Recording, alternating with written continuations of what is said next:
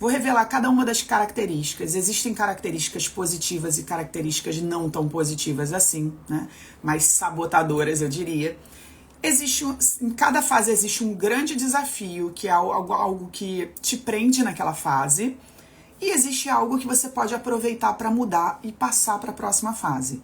Como eu falei, o ideal é que você chegue na fase de super dominador das finanças. Se você quer de verdade usar o dinheiro para aproveitar a vida, conseguir pagar as contas, se livrar de dívidas, mas mais do que isso, usar o seu dinheiro para construir a vida que você quer, isso é dominar as finanças, você precisa atingir essa maturidade de super dominador, tá bem? Então vamos ver cada uma das fases, a infância financeira, a adolescência financeira, a vida de dominador adulto e a maturidade de super dominador. Você então vai analisar a fase que você tá e como que você pode evoluir, beleza? Então vamos lá. Bom, vamos falar primeiro da infância financeira.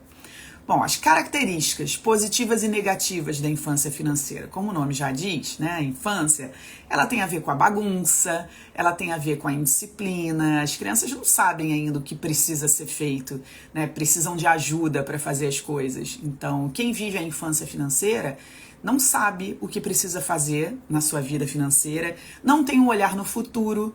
Uma criança não consegue enxergar o futuro, mal entende o que está acontecendo no presente. Então, a infância financeira é essa vida de quem leva a vida financeira de qualquer jeito, sem preocupação com o futuro.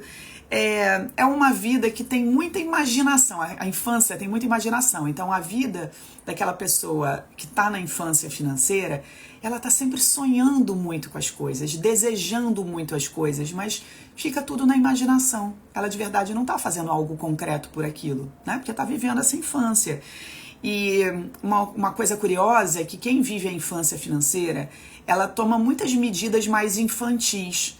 Por exemplo, guarda dinheiro no porquinho, né? Não sabe investir, então guarda dinheiro no porquinho.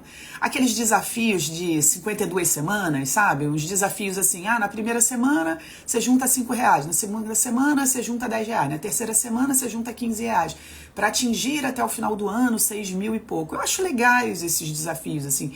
Eu acho que de alguma maneira funciona para algumas pessoas, vai ajudar quem não está conseguindo fazer nada, mas são muito infantis, guardar dinheiro no cofrinho, aquela história dos envelopes, que eu inclusive indico para as pessoas que estão começando, você separar seu dinheiro no envelope.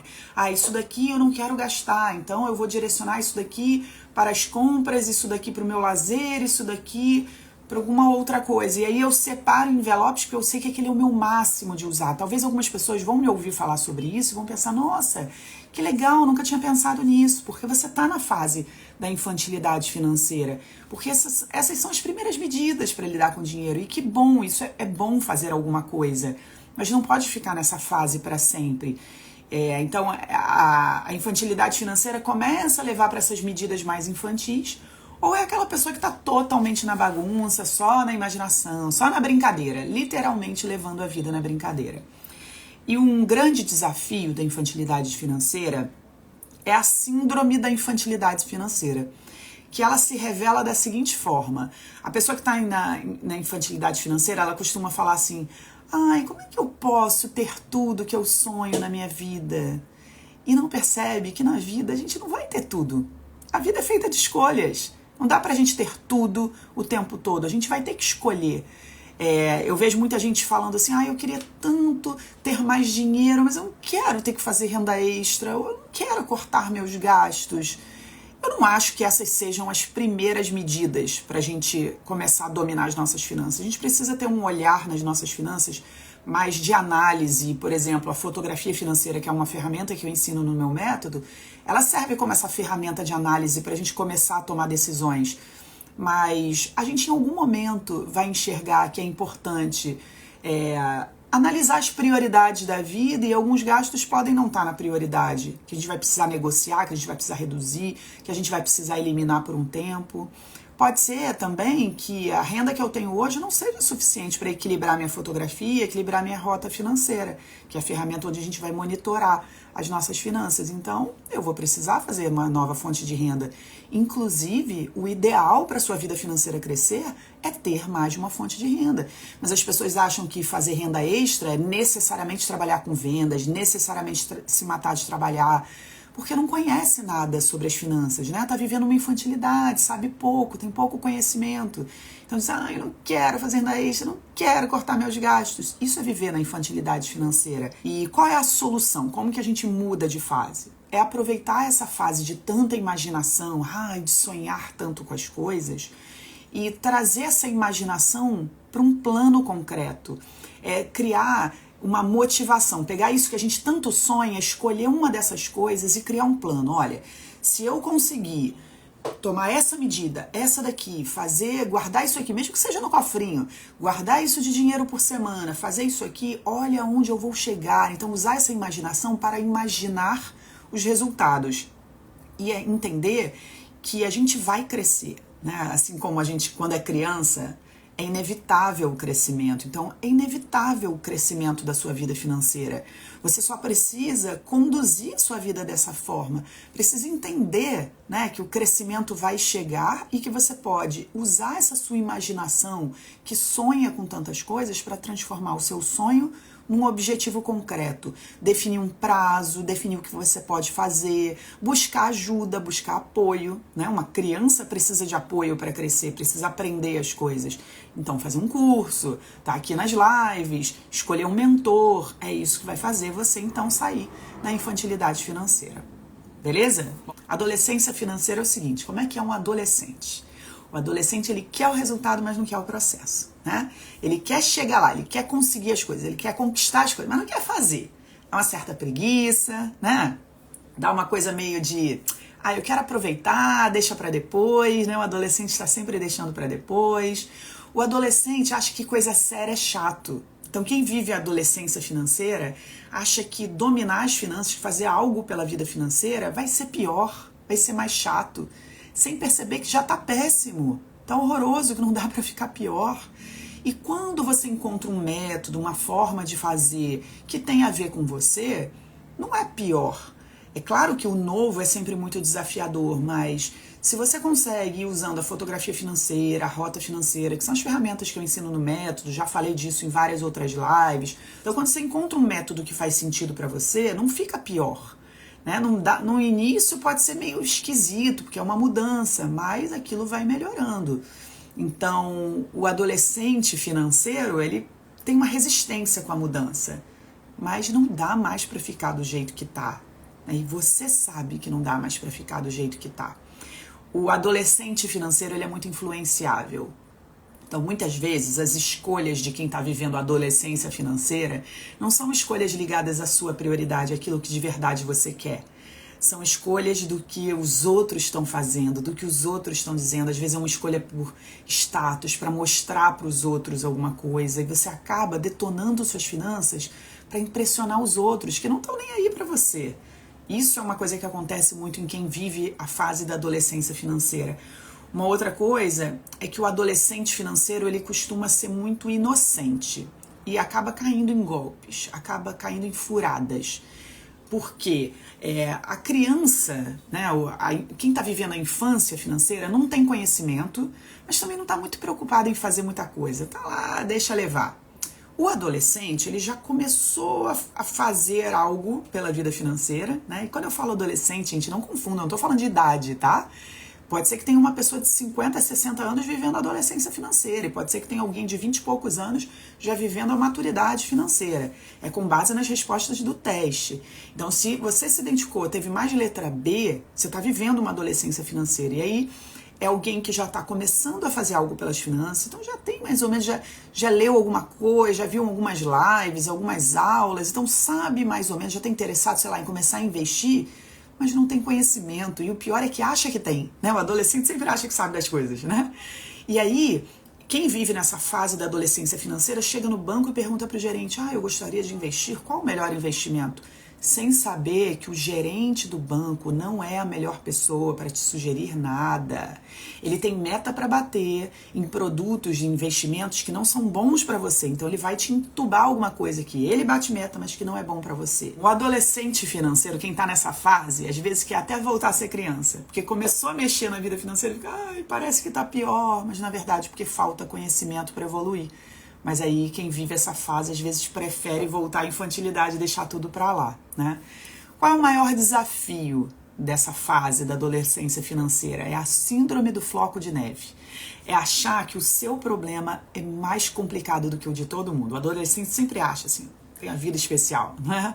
Pois é, quem vive na adolescência financeira acredita que o seu problema é o maior problema. Não, eu vi que a Lu, no curso dela, ela ajudou pessoas assim, pessoas assadas, mas para mim, eu acho que não funciona. E dia após dia, quem entra no curso, quem faz o que precisa ser feito, quem segue o método, consegue ter resultado. Então, por que acreditar que justo o meu caso não tem razão? Por que eu não escolho fazer o que precisa ser feito e ir até o fim, para ver o que acontece, né? Então, como mudar? Como que você passa de fase? Como você sai da adolescência financeira? Usar essa sua capacidade de realização. Porque se você saiu da infância financeira e foi para a adolescência financeira, você está caminhando e evoluindo. Então, acreditar nessa sua capacidade de realização e seguir em frente, adquirindo mais conhecimento, adquirindo, usando a sua experiência. Já tem coisa que você já sabe, você já evoluiu de uma fase, então já tem coisa que você pode repetir na sua vida que está dando certo. E o que não está dando certo não é porque não vai dar, é porque não deu certo ainda. Então, como eu faço dar certo? E aí, quando as coisas começam a dar mais certo, você vai então para a terceira fase. Essa fase de dominador adulto é uma fase em onde você já distingue o que você consegue controlar e o que você não consegue controlar. Você não consegue controlar a economia do país, mas você consegue controlar a sua rota financeira e ter uma reserva de segurança, por exemplo. Então, construir uma reserva de segurança é uma proteção para quando as coisas não vão bem, quando acontece um imprevisto. Então, o dominador adulto já entendeu isso, já está construindo ou já construiu a sua reserva. O dominador adulto, ele sabe a importância do processo, diferente do adolescente financeiro, ele sabe que tem que passar pelo processo e não fica reclamando de passar pelo processo para chegar no resultado.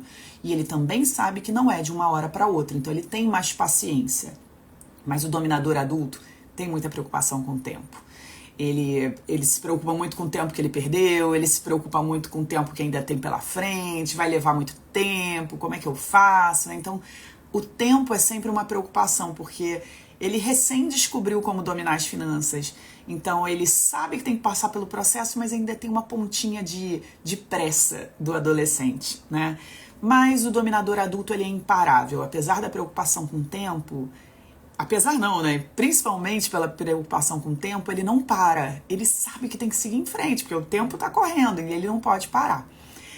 Qual é o grande desafio do dominador adulto? Eu chamo de síndrome contra-relógio. O que é a síndrome contra-relógio? É exatamente essa pressa, essa preocupação com o tempo. De estar o tempo todo repetindo assim, se eu tivesse conhecido a Lu antes, eu já ouvi muito disso dos alunos. Se eu tivesse aprendido isso antes, mas está tudo bem.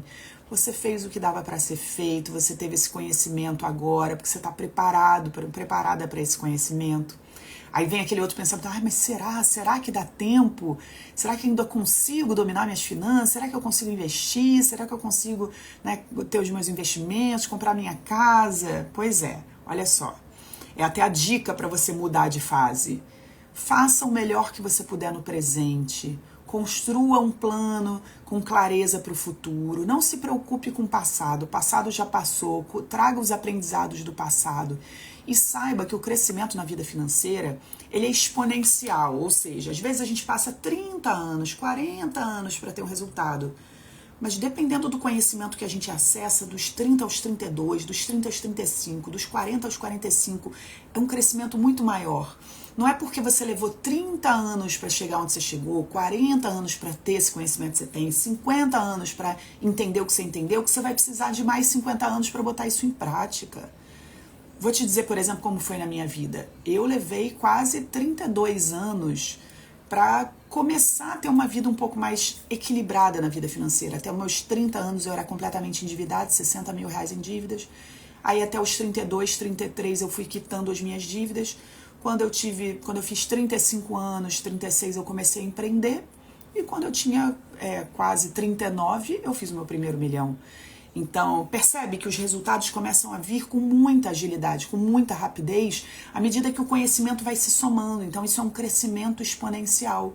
Então, você que está vivendo essa fase de dominador adulto, saiba que esse conhecimento que você está adquirindo, ele vai se somando e a velocidade da transformação é maior.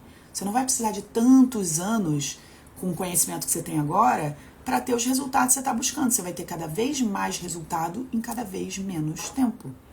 E assim você vai para a quarta fase. A quarta fase está na fase de maturidade de superdominador, né? Então é um superdominador. Quais são as características? É alguém que domina, ou seja, conhece, sabe quais são suas prioridades, sabe fazer renda extra, sabe direcionar o seu dinheiro para o que é importante, sabe direcionar o seu dinheiro para o que traz felicidade, prazer, consegue aproveitar a vida, sabe investir, né? Isso é um superdominador. Tem gratidão pelo presente, apesar de todos os desafios. Tem aceitação com o passado, apesar de tudo que aconteceu e do tempo perdido, que na verdade não foi perdido, serviu como aprendizado. Tem determinação com o futuro. Sabe, então, definir o que é importante para si e não fica sendo influenciado pelos outros. Tem um projeto de vida e não pequenos projetos pessoais. Tem um projeto. A vida financeira não é uma coisa isolada. A vida financeira conversa com as outras áreas da vida. Você lida com seu dinheiro para criar saúde, conforto, para cuidar da sua agenda, para começar a cuidar das outras áreas da sua vida, do relacionamento, da sua família, da sua vida profissional, fazer uma transição de carreira. Isso é a vida do superdominador. Mas será que tem desafios na vida do superdominador? Com certeza. O grande desafio do superdominador é a síndrome do Salvador. A síndrome do Salvador, o superdominador, ele consegue dominar a vida dele, então ele quer salvar todo mundo. Ele quer que a família mude, que os filhos mudem, que o marido mude, que as pessoas mudem. Tem muitos superdominadores, quando atingem essa fase, que se tornam inclusive educadores financeiros, que dão consultoria, que dão palestra, porque querem salvar o mundo. Eu bem sei disso. E essa síndrome, ela é legal, essa síndrome, ela tem um lado positivo, mas a gente não pode abrir mão das nossas prioridades, das nossas necessidades. A gente não vai ajudar as pessoas, a gente não vai salvar o mundo se a gente não se ajudar primeiro. A gente precisa aprender a dizer não, né? Não pode ser o outro em primeiro lugar, não pode mesmo. A gente pode ser prestativo, pode fazer muito pelo outro, mas é a velha história. A máscara primeiro na gente, depois nos outros, senão a gente não tem como salvar os outros. Então isso é muito importante, ter atenção. Então, como é que o superdominador continua dominando cada vez mais e como é que ele consegue ir muito além do domínio, né? Enxergando as possibilidades para as outras áreas da vida, se colocando em primeiro lugar na sua própria vida, proporcionando felicidade para as pessoas à sua volta a partir da sua própria felicidade. E enxergando que precisa olhar com a mesma atenção que olhou para a vida financeira, olhar para as outras áreas da vida, para a sua saúde, para a sua produtividade, para a sua energia, para a sua saúde mental, para a sua saúde emocional, para a sua vida profissional. Então, tudo isso precisa ser olhado com o mesmo cuidado, né, que foi olhado a vida financeira. E, claro, você vai ter desafios também quando for olhar para as outras áreas da vida. Então, quem vive essa fase do superdominador, né, essa maturidade do superdominador, vai precisar desenvolver e romper essas barreiras nas outras áreas da vida, assim como fez na vida financeira.